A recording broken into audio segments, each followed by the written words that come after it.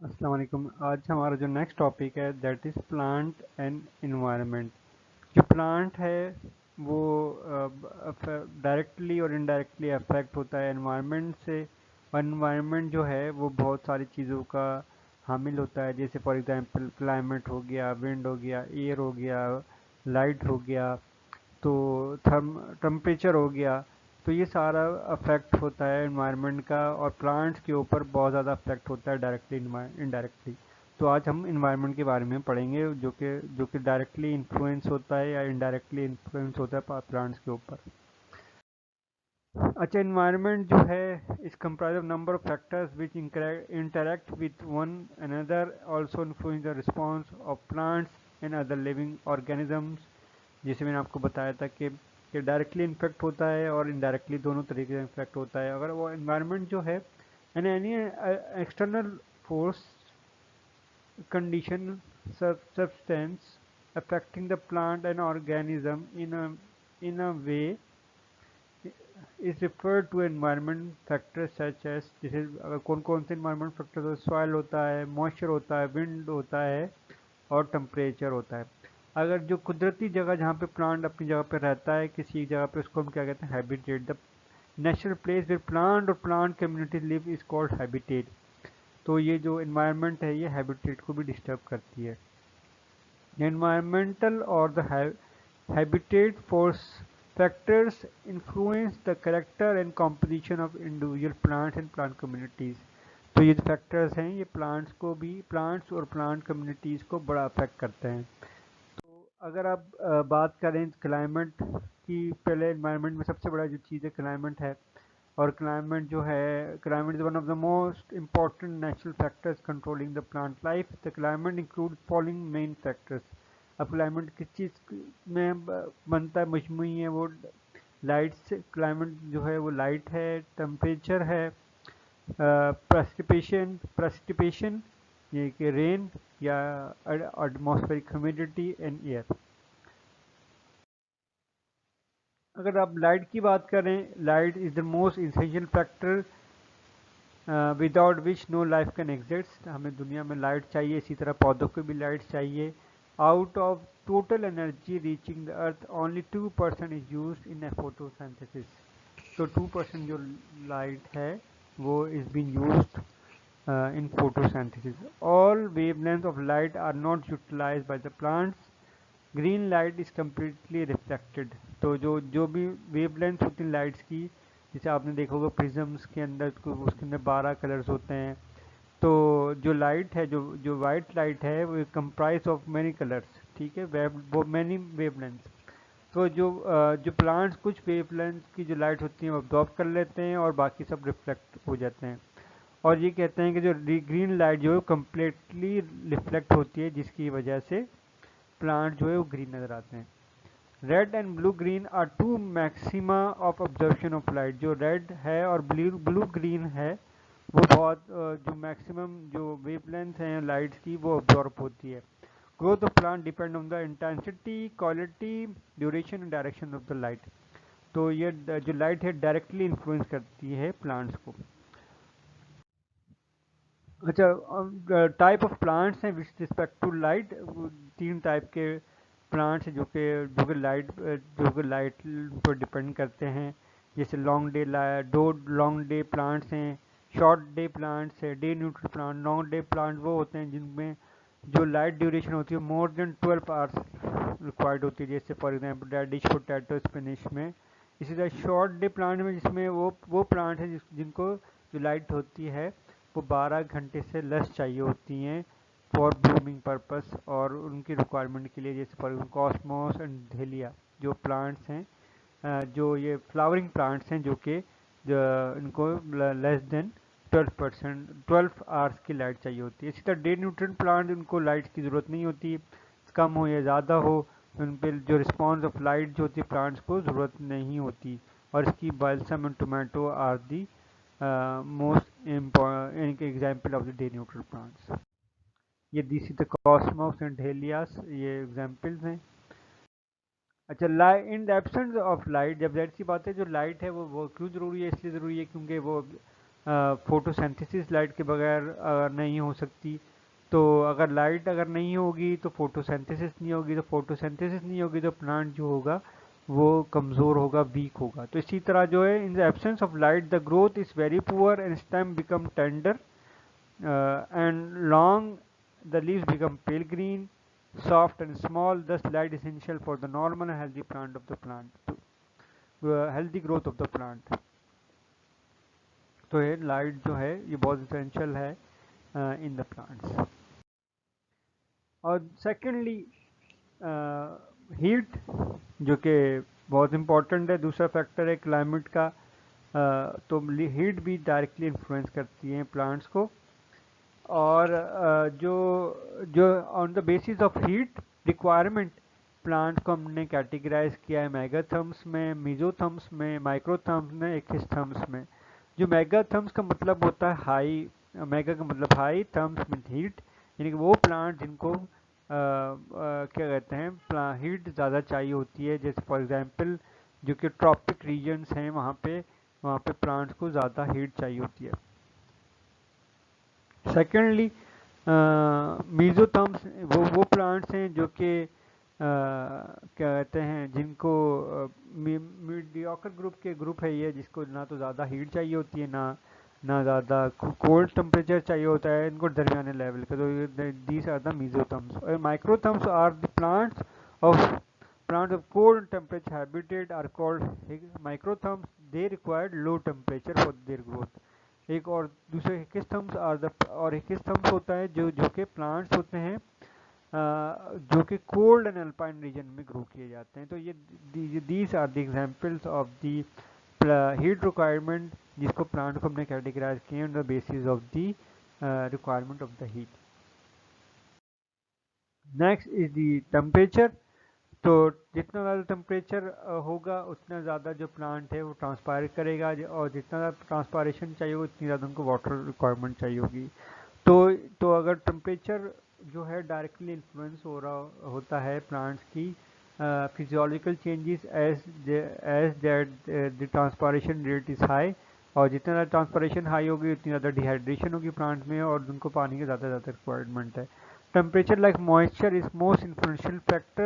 Affect the vegetation directly and indirectly. Directly appear in two ways. It affect the physiological process of plant. Consequently, their growth and size is determine which species can survive in the particular region. अच्छा, अगर आप temperature में, जैसे अगर आपने देखा होगा desert plants हैं उसके अंदर ट्रांसपरेशन बहुत हल्की होती है। तो इसलिए क्यों हल्की होती है, क्योंकि इसके अंदर स्पाइन्स होते हैं, स्पाइक्स होते हैं, जिसकी वजह से वो बेसिकली मॉडिफाइड लीव्स होते हैं, और स्टेम्प होती है मॉडिफाइड, जिसकी वजह से रेट ऑफ ट्रांसपायरेशन जो है वो लो हो जाती है। अगर आम पौधा अगर डेजर्ट में उगाया जाए तो वो सर्वाइव नहीं करता, क्योंकि उसकी जो रेट ऑफ ट्रांसपायरेशन है वो बहुत हाई होगी, जो surface area of the leaf होगा वो बहुत ज़्यादा आएगा, जिसकी वजह से पानी ज़्यादा लॉस होगा और जो प्लांट जो है वो मर जाएगा। तो ये जो कि ये जो टेम्परेचर डिसाइड करता है कि कौन सी स्पीशीज जो है वो सर्वाइव करेगी उस रीजन में और कौन सी नहीं करेगी। Next factor is the precipitation and humidity. Water is one of the most important climate factor, और जाहिर सी बात है जब जहाँ पे प्लांट्स में जितना ज़्यादा पानी की अवेबिलिटी होगी उतने ज़्यादा प्लांट जो है क्या कहते हैं ग्रोथ होगी, उतनी ज़्यादा प्रोसेस फिजियोलॉजिकल प्रोसेस उसमें होंगे। अगर एक्सेसिव वाटर होगा वो भी ज़्यादा सही नहीं है। ठीक है, तो it is an essential agent that sets in motion the nutrient of the soil and the make them available to the plants. It affect the morphology and physiology of the plant. अगर plants के अंदर पानी नहीं होगा तो वो मुरझा जाएंगे, तो इससे क्या होगा, उसकी मॉर्फोलॉजी भी ख़राब हो रही है और जो है फिजियोलॉजी भी उसकी डिस्टर्ब हो रही है। It is a combination with other factors regulate the structure and distribution of the plant communities. In nature, water may be found in vapor, liquid and snow or ice. तो जो है water भी directly influence कर रहा होता है plants के ऊपर। जो ह्यूमिडिटी है वो humidity has been measured into relative humidity mostly, और जो रिलेटिव ह्यूमिडिटी का जो यूनिट है दैट इज़ दी परसेंट। अच्छा, जो relative humidity is the amount of जो होती है वो it's amount of the water vapours present in air in a given temperature divided by the total amount of water vapors that air can contain, ठीक है, at particular temperature, और इसकी percentage निकलती है, और इसकी परसेंटेज जो है, इसका जो यूनिट जो परसेंटेज है। दूसरा जो है that is the absolute humidity, ये mass of water in unit volume of air है, और इसका जो यूनिट वॉल्यूम है वो ग्राम पर क्यूबिक मीटर है। और जो ह्यूमिडिटी है, एटमॉस्फेरिक ह्यूमिडिटी डायरेक्टली इन्फ्लुएंस करती है प्लांट्स को, और और जो है it directly affect the transpiration rate of the plants. जैसे अगर जितनी ज़्यादा गर्मी होगी, जितनी ज़्यादा जो ह्यूमिडिटी होगी, तो ट्रांसपिरेशन भी जो है अफेक्ट होगी। On the basis of the water requirement plants को कैटेगराइज किया गया है, hydrophytes, xerophytes and mesophytes. Hydrophytes जो हैं जो वाटर लविंग प्लांट्स हैं, एक्वेटिक प्लांट्स होते हैं। जीरोफाइट्स जो हैं जो कि दे लेस वेरी लो वाटर, और जो ड्राई एरिया में जो उगते हैं उनको हम कहते हैं xerophyte. Mesophytes are the moderate habitat plants, जिनको मॉडरेटली हैबिटेट पानी इनको चाहिए होता है मीजोफाइट्स को।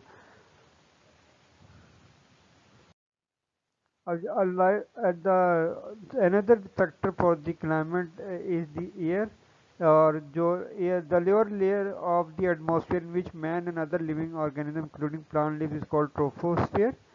और जो गैसेस मिक्सचर जो प्रेजेंट होता है ट्रॉपिक स्फीयर में, वो दैट इज द एयर। और जो मूवमेंट ऑफ एयर को हम कहते हैं विंड। और जो विंड जो है वो डायरेक्टली प्रोपोर्शनल है to the transpiration of the plant. और क्या कहते हैं, जितनी ज़्यादा विंड होगी उतनी ज़्यादा ट्रांसपायरेशन होगी, तो जिसकी वजह से that can affect physiological and morphological processes of the plant. Another जो फैक्टर है for the environment that is the soil. जो सॉइल जो है वो टॉप लेयर है। The soil, the word soil is derived from the Latin word solum meaning earthly material in which plant grows. Soil जो है that is a natural habitat for plant and animals.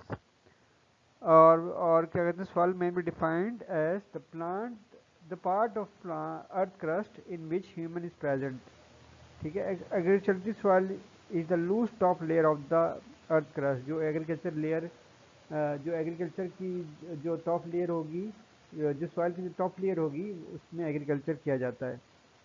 अच्छा, जो जो और जो agriculture के ऊपर जो ब्राउन जो लेयर होती है, जो ब्राउन कलर का आपको नज़र आता है, दैट इज द ह्यूमस। और formation of the humus is known as humification.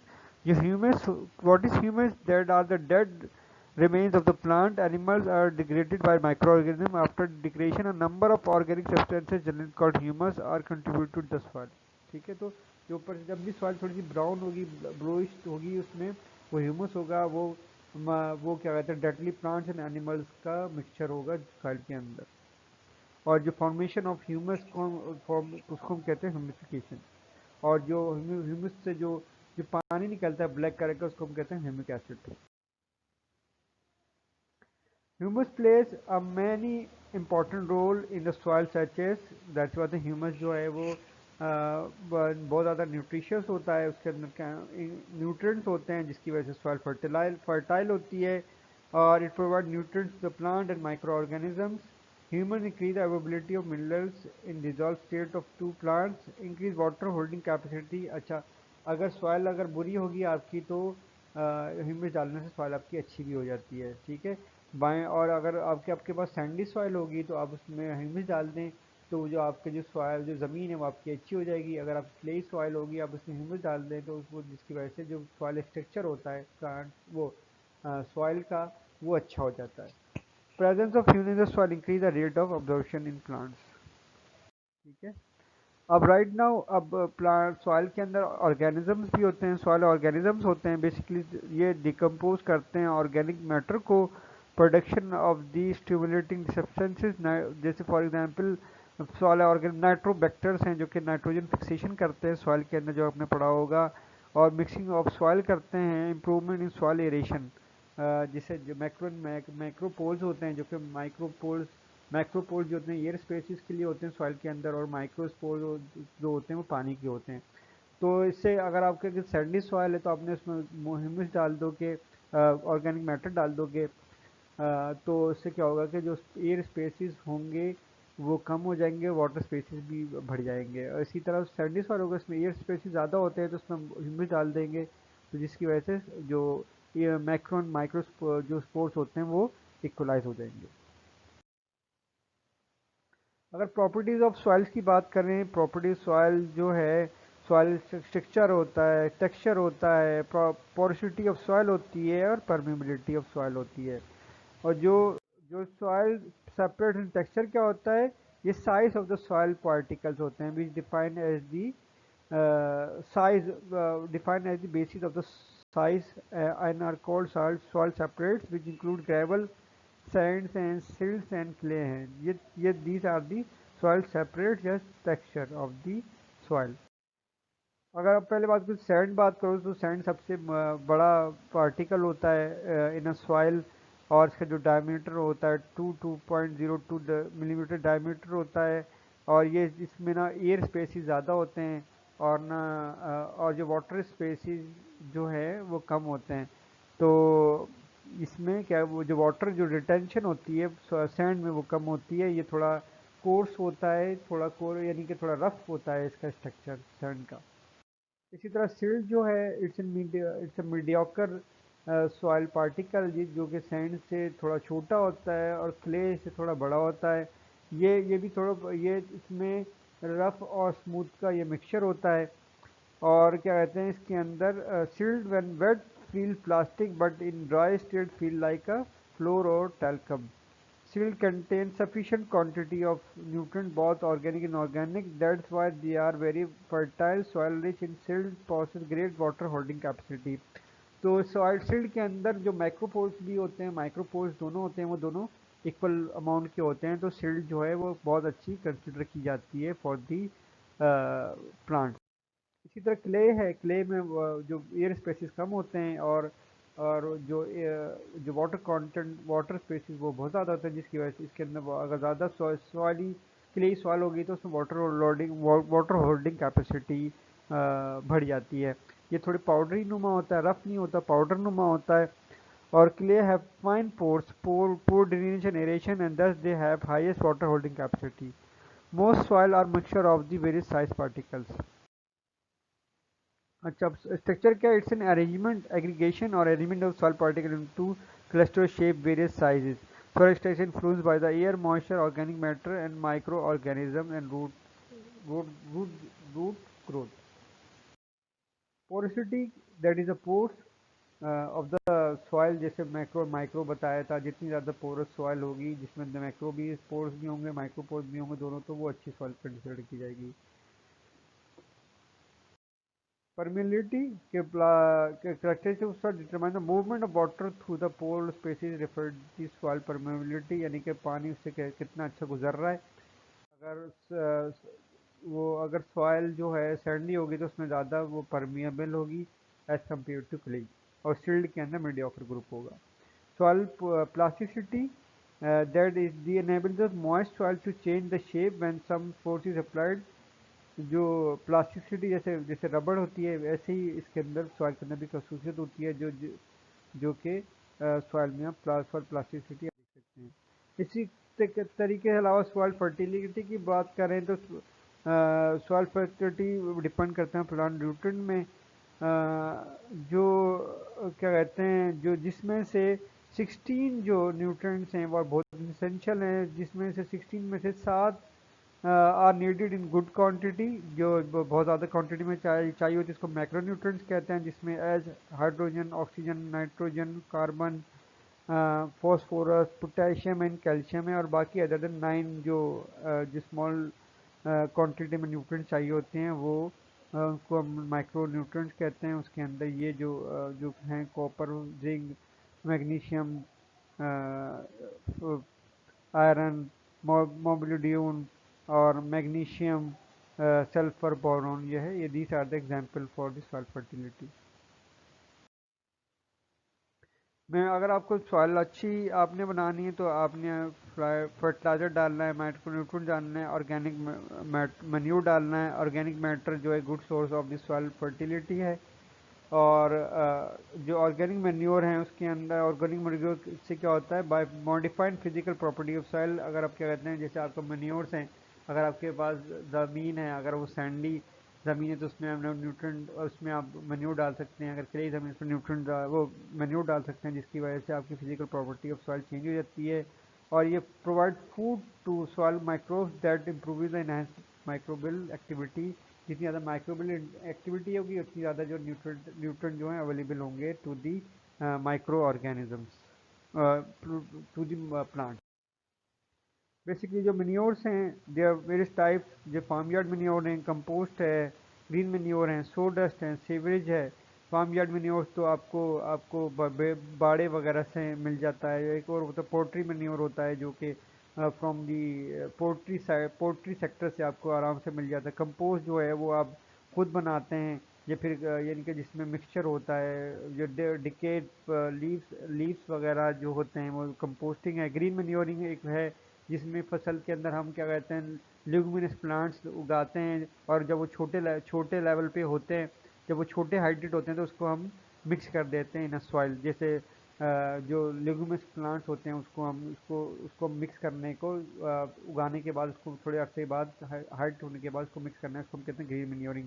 इसके अलावा सो डस्ट है, that is the that also enhance the जो क्या कहते हैं वुड वुड जो इंडस्ट्री होती है उससे अब वो भी एक अच्छे न्यूट्रेंट है, जिससे सॉइल फर्टिलिटी इंक्रीज हो जाता है, इससे न्यूट्रेंट पाए जाते हैं। इसे सैवरेज वाटर्स हैं, उसके अंदर भी काफ़ी न्यूट्रेंट्स पाए जाते हैं, जिसकी वजह से सॉइल फर्टिलिटी इंक्रीज होती है। इसके अलावा केमिकल फर्टिलाइजर्स हैं, जैसे नाइट्रोजन फर्टिलाइजर हैं, जिसके नाइट्रोजन जैसे नाइट्रोजन फर्टिलाइजर, यूरिया जिसे आप कहते हैं, फॉस्फेट फर्टिलाइजर्स हैं, जैसे जो डीएपी पोटैश के हैं और माइक्रो न्यूट्रिएंट्स के हैं। अच्छा, maintenance of the soil fertility, अब आपको अगर सॉइल की फर्टिलिटी, आपके केमिकल फर्टिलाइजर भी हैं, ऑर्गेनिक है, उसके अलावा सॉइल की जो कंजर्वेशन पार्टिकल्स हैं, जैसे वाटर सप्लाई ड्रेनेज भी आपको देखनी पड़ेगी, सॉइल की आपको पीएच भी देखनी पड़ती है और ईसी भी देखनी पड़ती है। ये सारा जो है ये सब चीज़ें जो है सॉइल की मेंटेनेंस ऑफ सॉइल फर्टिलिटी पे अफेक्ट होती है। तो that was all the lecture regarding the plant and there impact on the environment. तो ये सारे फैक्टर्स थे जो कि इम्पैक्ट करते थे प्लांट को डायरेक्टली और इनडायरेक्टली। Thank you.